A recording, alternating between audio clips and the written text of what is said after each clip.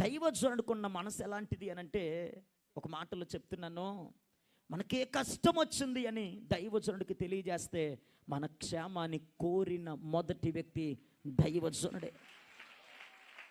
ఏ అవసరం ఉంది, ఏ బాధ ఉంది, ఏ కంటతడి ఉంది, ఏ వ్యాధుని ఉందని మనము దైవజనుడికి చెప్పగా ఉన్న పాటునే మన క్షేమాన్ని కోరుకున్న వ్యక్తుల్లో ప్రధానమైన వ్యక్తి దైవజనుడే. మనకంటూ కుటుంబం ఉండొచ్చు, మనకంటూ స్నేహితులు ఉండొచ్చు, మనకంటూ తెలిసిన వారు ఉండొచ్చు, మనకంటూ మా నాన్న వారు ఉండొచ్చు, కానీ ఎవరు ఉండినా మన క్షేమాన్ని కోరుకున్న ప్రధానమైన వ్యక్తి దైవజనుడు. దైవజనుడు. అందుకే కదా సంగమా, నీకే అవసరం ఉన్నా, ఏ బాధ ఉన్నా, ఏ అనారోగ్యం ఉన్నా మొట్టమొదటి కబురు ఎవరికి వెళ్ళిపోతుంది? దైవజనుడు. నీకు తెలుసు నా క్షేమాన్ని కోరుకున్న వ్యక్తి దైవజనుడే అనే.